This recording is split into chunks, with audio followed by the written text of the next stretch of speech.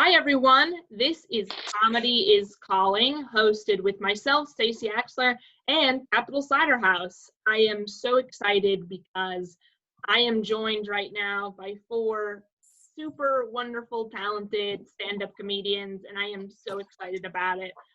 So I'm gonna get the show moving. I don't want to delay you from watching comedy any more than you want to be delayed. So coming up next, I am so excited to welcome this individual. Please make some noise for Walter Gottlieb. Woo! Hey everybody, how are you? I do hope you're staying healthy and sheltering at home out there. And I do get a little frustrated watching these protests to reopen business before we even have testing.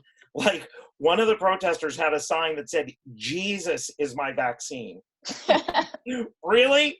Well, Moses is my general practitioner, and he said, "Stay the fuck home," okay?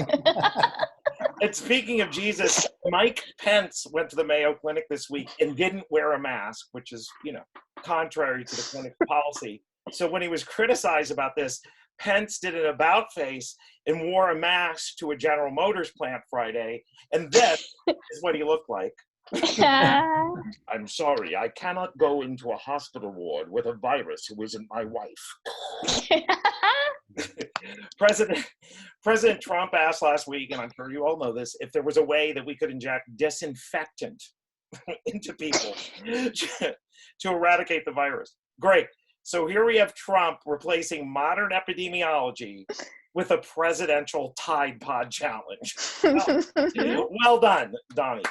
That and the whole, hydroxychloroquine thing just fucking blew up in his face. That was a malaria drug that ended up killing COVID patients instead of curing them. And his excuse really was, I'm not making this up, "Hey, I'm not a doctor." Okay, then why the fuck are you playing one on TV, dude? Now, America's real doctor, Anthony Fauci, says that COVID-19 will almost certainly be back next fall. Damn. Who the hell booked the virus for a return engagement? It's gonna be just like Hamilton, y'all. Like, I found an ICU bed in October going for $5,000 on StubHub. On the bright side, I really do have to say that this sheltering at home thing, it gives you a lot of time to think, to ask yourself the big questions like, why are we here? Is what we experience real if no one else shares in it? And why did DoorDash deliver my chicken tikka to the restaurant it came from instead of to my house? We have to keep searching for answers. So I've been using my Dell laptop computer from work to telework. And I thought this was one of the newer models until it crashed and a message came onto the screen saying, "Aw, snap, something went wrong." Aw, snap. What is this, 2002? So I ran a software update on this guy. And now when it crashes, it says, "Sorry, dude, I'm just tweaking." I don't even know what that means. Spending all this time at home allows me to see what my cats do all day, which is absolutely fucking nothing, except, and I'm sure you cat owners will agree, cleaning themselves. So I looked up why cats have to say so clean, and it's so that their prey can't smell them approaching, which is all the better for a surprise attack. So thank God my cat spends 24/7 grooming himself so that unsuspecting piece of turkey bacon on my plate will never smell him coming. Because no table scraps are safe in this house, I'm telling you. So I've been spending a lot of time these days ordering shit on Amazon. I'm sure you have too. But what you see on Amazon isn't always what you get. Like, Amazon should have a banner that says objects on this site are never the same size as they appear. So I'll tell you what I mean. I ordered a box of hefty trash bags. I was expecting something like yay big. This is what came. Oh. Smallest box of trash bags ever. To paraphrase Spinal Tap, this box of hefty bags was in danger of being crushed by a dwarf. But next I ordered what I thought was a normal measuring spoon. And instead, I got this bad boy. I want to measure flour, not paddle a fucking canoe. Finally, I thought, screw Amazon. So I ordered a tiger from Joe Exotic, and this is what came. Look at this. I mean, he's cute, but it's a little disappointing all the same. Thank you, Eliza. my tiger wrangler. So we've been playing this game during quarantine called Heads Up. Do you know this game? Yeah. So you hold the cell phone on your forehead like this, and other players prompt you to try to guess the word on the screen. So sometimes you only have like 2 seconds to give a clue, and everyone else always gets cat or dog or rain. What do I get with 2 seconds left? The shape of water. How the fuck am I supposed to come up with clues for that in 2 seconds? I mean, it takes me at least 8 seconds to say, that movie where Sally Hawkins fucks a fish. Finally, one time the word up here was Joe Pesci, and my daughter, who you just saw, was guessing. So I said, an Italian-American actor. He was in My Cousin Vinny. And my daughter's like, oh, Joe Normal. I'm like, Joe Normal? How the fuck did you get that? You can just imagine Joe. It's like, hey, I'm Joe Normal. You might also see me in The Irishman, where I play a mob boss named Joe Regular. Vaffanculo, huh? Anyway, that is my time, my type 5. Stacy, we love you. Thank you so much. Walter. Woo! All right, thank you, Walter. That was awesome. Up next, I'm very excited to welcome our next comedian. Please give a great big round of applause to Jeff Hysen. All right, thank you. Walter, I hope your tiger wrangler doesn't lose an arm like on the show. You know, it's just me and my wife here, and they tell you for better or for worse, for richer or for poor, but nobody prepares you for 2 months of just you and her. It's not in the contract. Hey, this is much more exciting than last night. My wife and I put on the Roomba and spent the next hour following it around the house. Things got weird when the Roomba tried to hump the vacuum cleaner. We turned our backs, we're not voyeurs.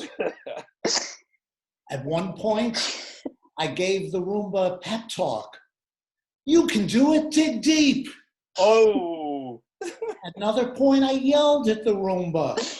What's wrong with you? You got stuck there last time. Don't you have a brain? The point is, I need someone new to talk to. That's why I grew this attempt. That's why I'm making an attempt at growing this beard. Just so I have somebody new to look at. Every morning I walk in the bathroom and I act surprised. Oh, hello. What are you doing here, you handsome fellow? Yes, I talk all fancy. And it's just me and my wife. The other day I put on a pair of sweat socks, or at least I tried to put on a pair of sweat socks for the gym in the house, of course. And they're both white, but they didn't match. And my wife said, you can't wear those, they don't match. And I said, well, they're both white, they're both gym socks, so they don't match. It's not like I'm going anywhere. And she said, I'll know that they don't match. It'll drive me crazy. And it's a short drive.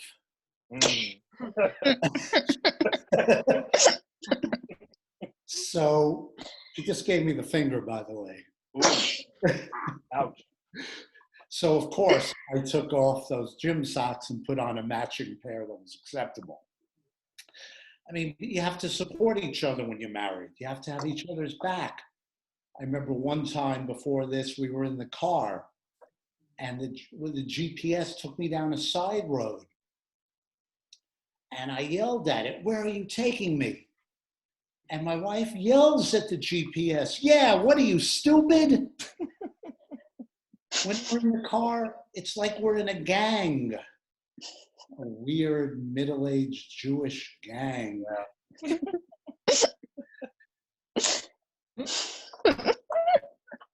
Young guy I know asked me what marriage is like. I said, let me tell you a story. My wife asked me if I wanted to go somewhere, and I said no. And she said, oh, we're going. And I said, so why'd you ask me? And she said, I wanted you to feel as if you were involved. And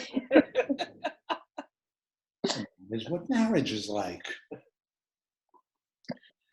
I mean, I've been married a long time, but I still look at other women. Not now. There are no other women. But normally I do. All guys do, except for one guy I know. He says he doesn't because it's disrespectful to his wife. That's sweet. I have a nickname for him. Liar. You know that as soon as he leaves the house, his wife's watching Magic Mike. But I'm not leaving the house. I know you're not too. My name is Jeff Hysen. Thank you, Stacy. Thank you, Cider House. Woo, thank you, Jeff. Up next, very excited to welcome our next stand-up. Please make some noise for Kate Blansett. Hello. I just have one question for Jeff. What do I have to do to be a part of your gang? Because that is all I want now. I would love to be in your gang. Oh, you seem too young, but anytime. Oh, thank you. I am. It's my night cream. I slept 12 hours last night, which is great because I was really well rested today to do absolutely nothing. So I used to feel bad about not having enough time to write. So quarantine has actually been really nice because now I have more time to feel bad about not writing. So it's really opened up the schedule. Walter, I'm actually going to use the same headline you did for one of my jokes. Mike Pence visited some patients at the Mayo Clinic the other day, and he didn't wear a mask. And when he was asked about it, he said it was because he wanted to look him in the eye, look him directly in the eye. And coincidentally, that is the same reason I don't wear protection either. Because I want to look him in the eye. I feel that I grew up in a white working class family in the Midwest, and I feel like that really prepared me well for the quarantine. There were a lot of things we did growing up that are applicable now. Like I'm really good at eating leftovers. I'm good at watering down my milk to make it last longer. I'm good at blaming people of other races for my problems. So I've been all set. I've been trying to not be too bored, so I'm trying to keep myself busy. I've been doing a lot of Duolingo recently, which sounds like a euphemism for giving a woman head, and if only it were.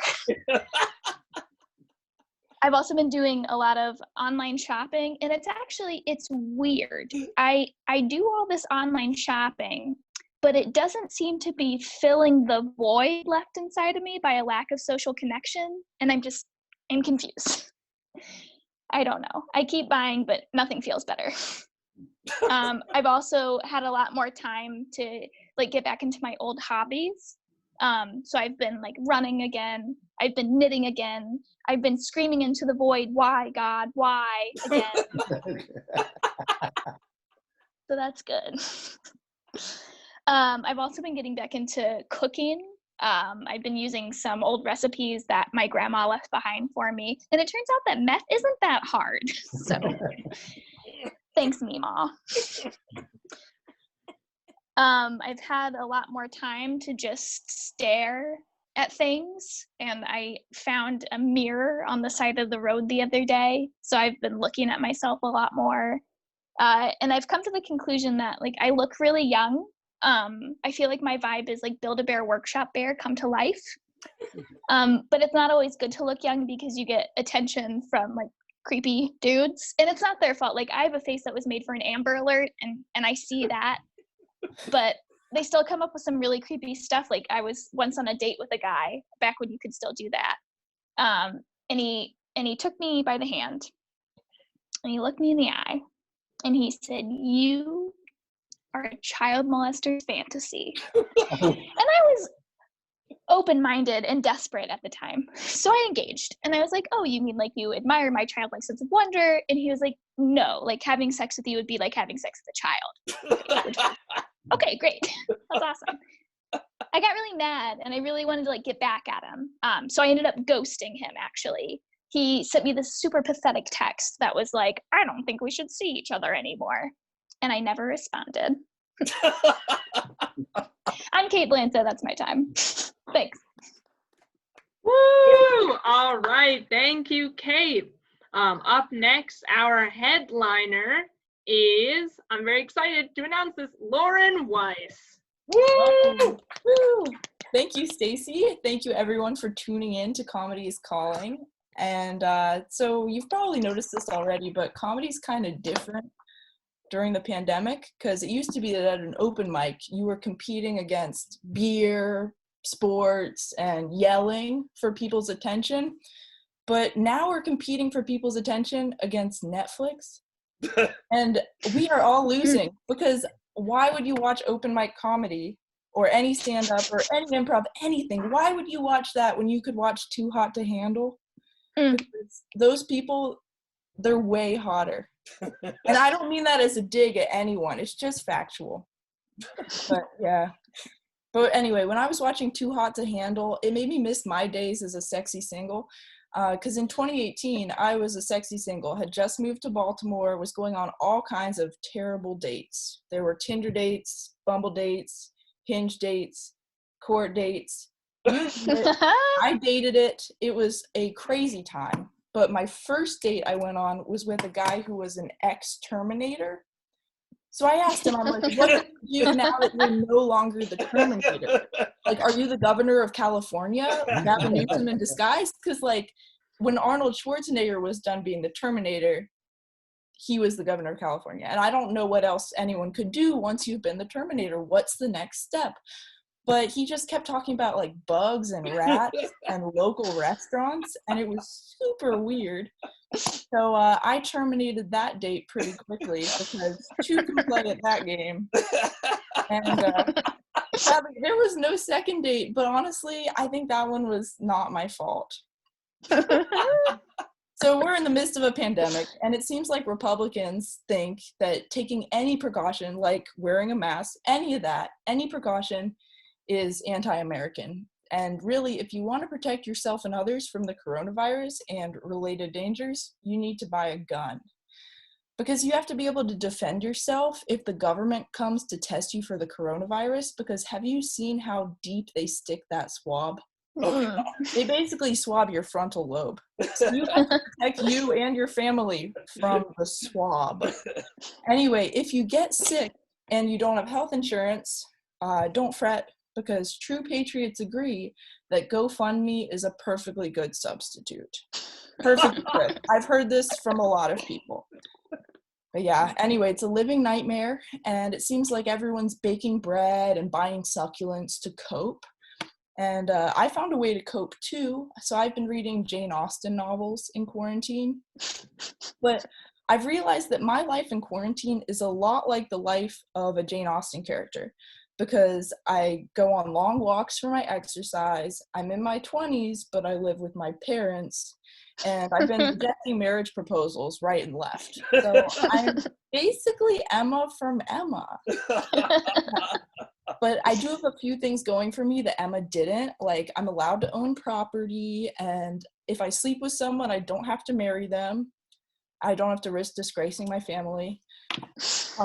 But Emma also has some advantages right now, because she's allowed to go to dinner parties, and she can dance with these flirty guys who have these ruffly neck things, which is hot. One other thing that I like about Jane Austen's novels is that she names a lot of her characters Jane. And it reminds me of George Foreman and his grills and his kids, how we name them all George Foreman.